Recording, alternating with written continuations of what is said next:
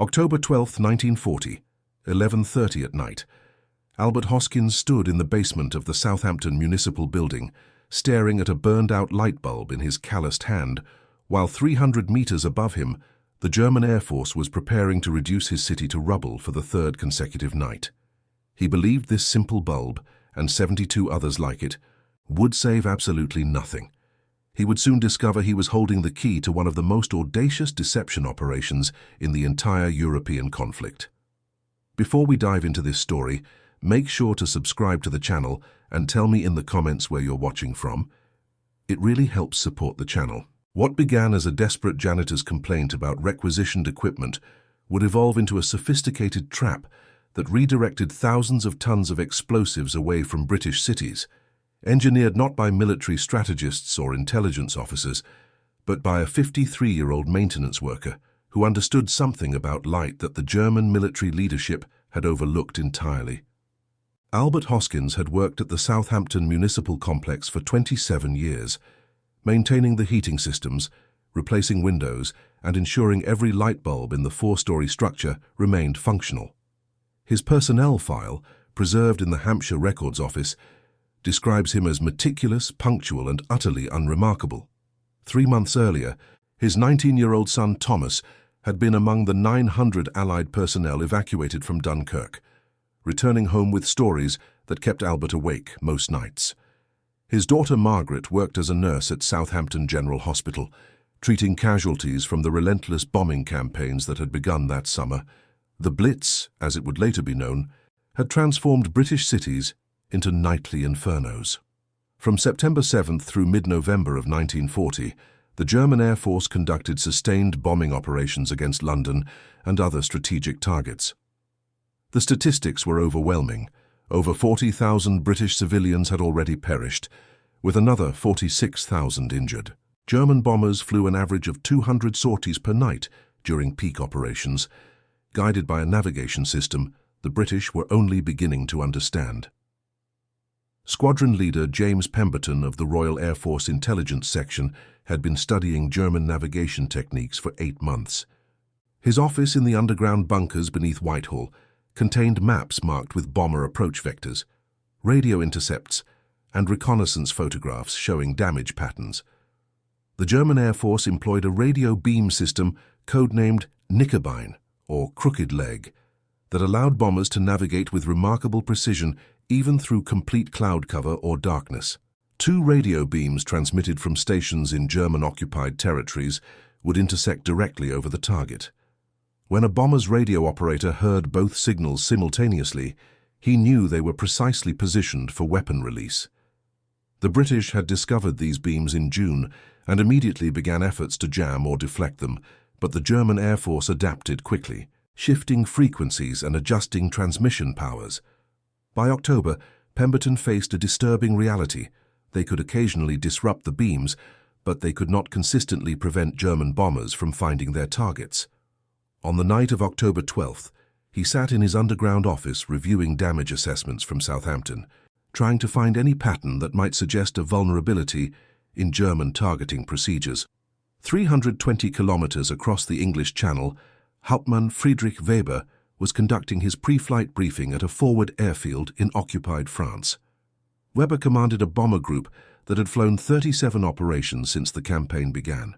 His logbook recorded missions against London, Bristol, Birmingham, Liverpool and Southampton, with detailed notes on weather conditions, defensive responses, and navigation accuracy. He was 28 years old, trained at the German Military Aviation School, and believed completely in the technical superiority of his equipment and training. Tonight's target was Southampton's industrial waterfront, specifically the shipyards and manufacturing facilities along the River Test. Weber's navigator, Oberleutnant Hans Richter, had calculated their approach vector using the latest radio beam coordinates. Weather reports indicated scattered clouds at 2,000 meters, visibility 8 kilometers, winds from the northwest at 25 kilometers per hour. Conditions were nearly ideal. Weber expected to be over target within 90 minutes, release their payload of high explosive and incendiary devices, and return to base before dawn. What neither Weber nor his British counterparts knew was that Albert Hoskins had spent the previous afternoon having an argument with a civil defense officer about requisitioned light bulbs. The municipal building's basement served as an emergency shelter and coordination center for civil defense operations. Regulations required blackout conditions throughout Southampton. No light could escape to provide navigation references for German bombers. Albert had been ordered to remove hundreds of light bulbs from the building's exterior fixtures and store them in the basement supply room. He complied, as regulations demanded, but he thought the order was remarkably stupid. Albert understood light in ways most people never considered. 27 years of maintaining municipal facilities had taught him about illumination intensity, visible distance, and how light behaved at various atmospheric conditions. He knew that a 40-watt bulb at ground level was invisible from 2,000 meters altitude. He knew that certain light temperatures appeared brighter than others to the human eye. Most importantly, he knew that German bombers did not navigate by spotting individual light bulbs. They followed radio beams and identified targets by the distinctive patterns of rivers, coastlines, and major landmarks, visible even in moonlight. The blackout regulations made sense for concentrated light sources, factory windows, vehicle headlights, anything that created an obvious reference point. But the regulation requiring removal of every exterior bulb from buildings struck Albert as paranoid nonsense that created more problems than it solved. Civil defense workers stumbled in the darkness, emergency vehicles struggled to navigate blacked-out streets, and evacuation procedures became dangerously complicated when people could not see where they were going. Albert mentioned this to Civil Defense Coordinator Harold Sykes during an equipment inventory check. Sykes, a former school administrator who had been thrust into emergency management, dismissed Albert's concerns with bureaucratic finality. The regulations came from London, from people who understood strategic requirements that janitors could not comprehend. All exterior lights remained prohibited, period. Albert went back to the basement, irritated and unconvinced. He sat on a storage crate, holding one of the requisitioned bulbs, and had a thought that would have seemed absurd to anyone trained in military strategy.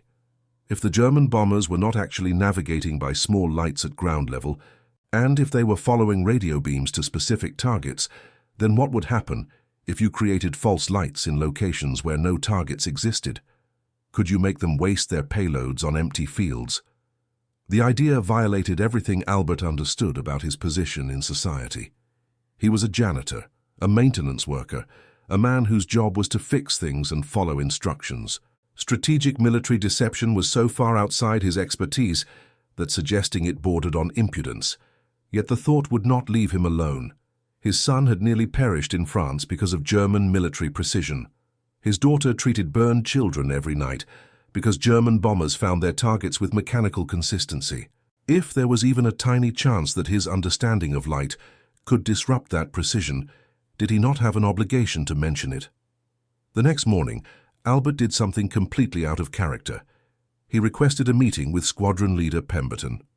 Getting that meeting required Albert to navigate layers of bureaucracy that normally would have defeated him entirely. He explained his idea to Harold Sykes, who dismissed it immediately. He then went directly to the Southampton Civil Defence headquarters and requested to speak with someone from military intelligence.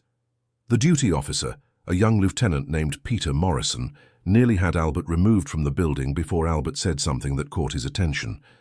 Albert said, "If you put lights in the wrong places, the German Air Force will strike the wrong places, and they will learn nothing because they will believe their navigation was correct." Morrison had studied psychology at Cambridge before the conflict began. He recognized the concept Albert was describing: confirmation bias, the human tendency to interpret evidence in ways that confirmed existing beliefs. If German bomber crews expected to see certain landmarks near their targets, and if those landmarks appeared exactly where anticipated, they would assume their navigation was correct, even if the landmarks were artificial. Morrison requested permission to forward Albert's concept to RAF intelligence. Squadron Leader Pemberton received Albert's proposal on October 10th, attached to a memo from Morrison that acknowledged the idea came from a municipal janitor, but suggested it had strategic merit. Pemberton's initial reaction was skepticism. The RAF had legitimate deception experts working on far more sophisticated operations. But something about the simplicity intrigued him. The British were attempting to jam radio beams, deploy false radar signals, and create elaborate decoy facilities. All of these required significant resources and technical expertise. Albert's proposal required light bulbs, empty land, and an understanding of bomber psychology. Pemberton brought the concept to his immediate superior, Wing Commander Thomas Blackwood, who commanded the RAF's Deception Operations Section. Blackwood had overseen the creation of decoy airfields, false factories built from wood and canvas, and elaborate lighting schemes designed to simulate active facilities. His operations had achieved mixed results. German reconnaissance eventually identified most static decoys, but a dynamic deception, one that activated only during active raids and targeted bomber psychology rather than reconnaissance photography, offered interesting possibilities. Blackwood authorized a test operation, limited scope, minimal resources, scheduled for the night of October 12th. The target would be Southampton itself. Intelligence reports indicated German bombers would likely strike the city's waterfront that night, based on radio intercept patterns. The plan was simple, yet audacious. Albert would position light sources to simulate the Southampton waterfront 6 kilometers inland, on farmland northeast of the actual city. The lights would replicate the distinctive pattern of the river test and surrounding industrial facilities, visible from bomber altitude, but obviously false to anyone at ground level. Albert spent October 11th and 12th preparing. The RAF provided him with a lorry, a driver, and 72 light bulbs with portable power supplies. He also received aerial photographs of Southampton, showing what the waterfront looked like from 2,000 meters altitude. Albert studied these photographs with the same meticulous attention he applied to municipal maintenance schedules. He noted the river's distinctive curve, the spacing between major buildings, the relationship between the waterfront and inland residential areas. Then he drove to a farm 6 kilometers northeast, owned by a man named Robert Fletcher, who had already evacuated his family to relatives in the countryside. Albert walked Fletcher's land for 3 hours, comparing the terrain to his aerial photographs, visualizing how to recreate Southampton's waterfront, using the natural landscape features and carefully positioned lights. The plan required the lights to appear only when German bombers were approaching, preventing German reconnaissance from photographing the deception during daylight. Albert would monitor radio broadcasts for air raid warnings, then activate the light array just before bombers reached visual range. The lights would simulate industrial activity, dockyard work lights, warehouse illumination, even the distinctive glow of furnace operations. To German bomber crews flying at 2,000 meters, looking for landmarks that matched their navigation calculations, the false waterfront would appear genuine. October 12th, 2200 hours. Albert sat in Fletcher's farmhouse basement with 2 RAF technicians and a radio operator. The radio crackled with coded transmissions, indicating German bomber formations crossing the channel. Pemberton had positioned observers along the coast to track approach vectors and estimate target locations. Early reports suggested Southampton was indeed the likely target for at least one bomber group. 22:30 hours. Coastal observers reported multiple bomber formations maintaining heading towards Southampton. Albert received authorization to activate the deception array. He threw the switches. 72 light bulbs, positioned across 3 square kilometers of farmland, illuminated in a pattern that mimicked Southampton's waterfront. The lights were not identical to city illumination, they were brighter, more obvious, creating exactly the kind of signature a bomber crew would expect when approaching an active industrial target. Albert had positioned them to account for the most common approach vector, from the southeast, matching radio beam intersection points that Pemberton's intelligence section had calculated. 2300 hours. Hauptmann Weber's bomber crossed the English coast near Portsmouth. Navigator Richter confirmed both radio beams were functioning correctly, their intersection point calculated at Southampton's shipyard district. Weather remained clear, visibility excellent. Weber could see the distinctive coastline below, matches his briefing maps perfectly. 15 minutes to target. 12 hours. Richter reported they were approaching the final navigation point. He could see what appeared to be the river test ahead, distinctive curve clearly visible even from altitude. Industrial lighting suggested active operations at the waterfront. Everything matched expectations. Weber ordered the bombardier to prepare for weapon release. What Weber saw was Albert's deception array, positioned exactly where German navigation calculations indicated Southampton should be located. The radio beams, unaware of the deception, intersected precisely over Fletcher's farmland. The visual references Albert had created matched German intelligence photographs of Southampton's layout. To Weber, trained to trust his instruments and visual confirmation, there was zero indication anything was incorrect. 23:15 hours, Weber's bombardier released their payload, 12 high-explosive devices and 36 incendiaries. They struck empty farmland, creating spectacular but harmless explosions across fields that had been cleared of livestock 2 days earlier.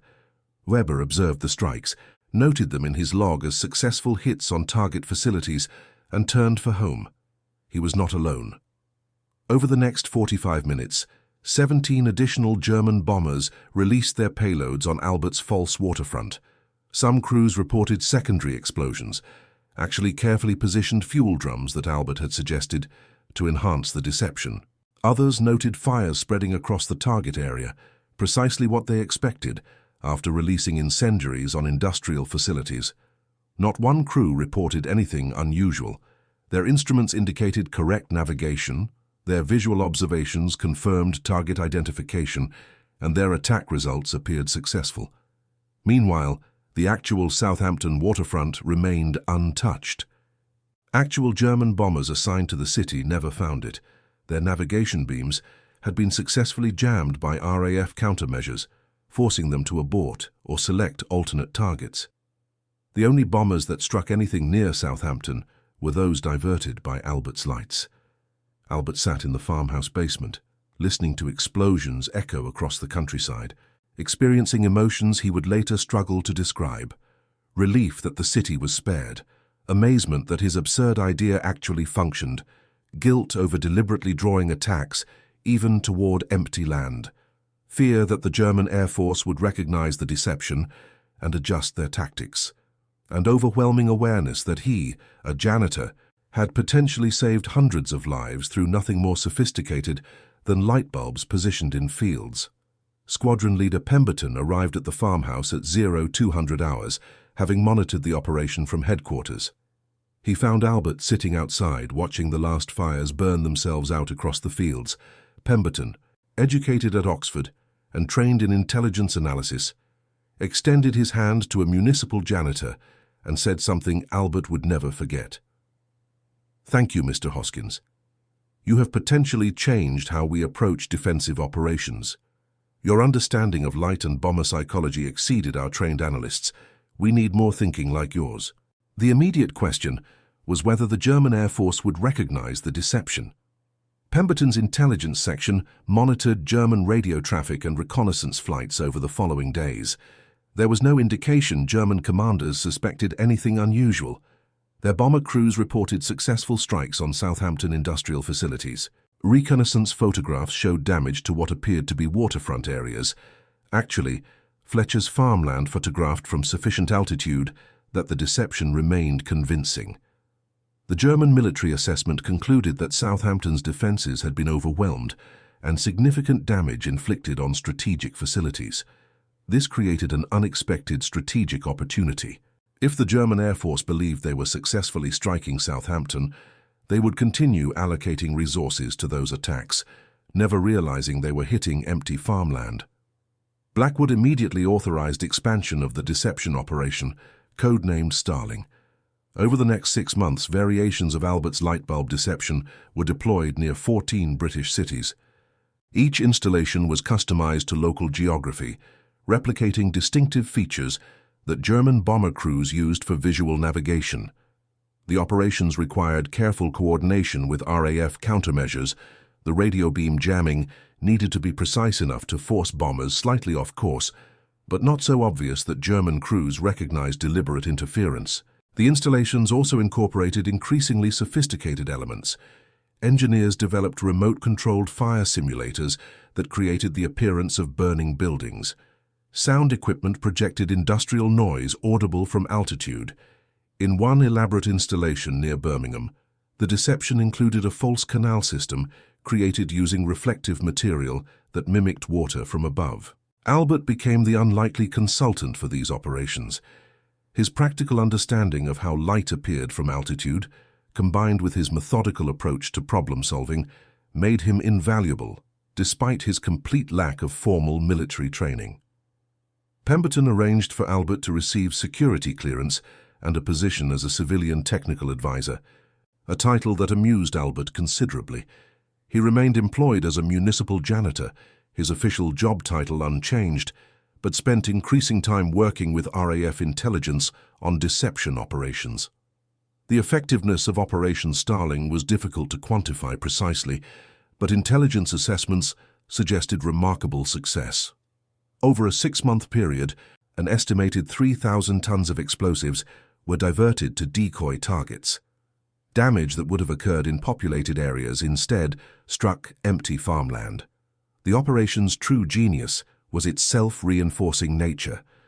The more German bombers struck false targets, the more German intelligence assessed those locations as legitimate targets worthy of continued attention, creating a cycle that perpetuated the deception. Perhaps the operation's most significant impact was psychological. German bomber crews began reporting increased uncertainty about target identification. Even when striking actual targets, crews questioned whether their navigation was correct, whether the landmarks they observed were genuine or elaborate fakes. This uncertainty reduced bombing accuracy, even on missions unaffected by deception operations. The German Air Force's confidence in their navigation systems, previously absolute, became tentative and hesitant. Hauptmann Weber flew 23 additional missions before the German Air Force reassigned his unit to operations in Eastern Europe in spring 1941.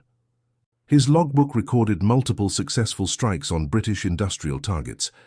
Not until after the conflict ended did he learn that many of those recorded successes were actually attacks on empty fields, diverted by a deception operation engineered by a British janitor using light bulbs and practical knowledge of visual perception. The irony would have appealed to Albert, who never lost his fundamental identity as a maintenance worker. Even while consulting on strategic deception operations, he continued repairing heating systems and replacing windows at the Southampton Municipal Building. His personnel file for 1941 records. No change in his duties or responsibilities. There was no mention of his military consulting work, as that remained classified.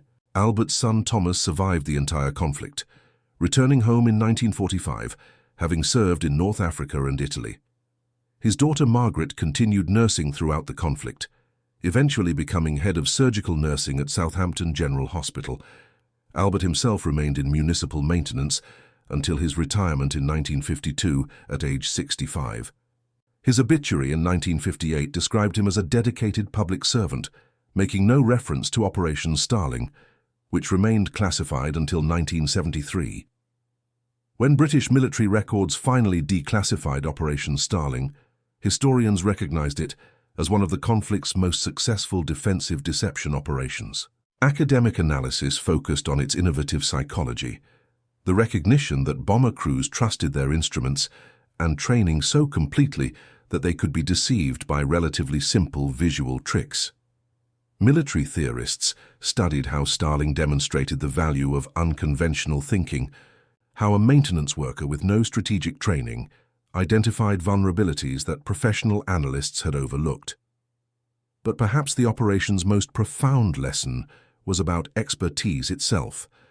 Albert Hoskins possessed deep knowledge of light, visibility, and human perception, accumulated through 27 years of practical maintenance work.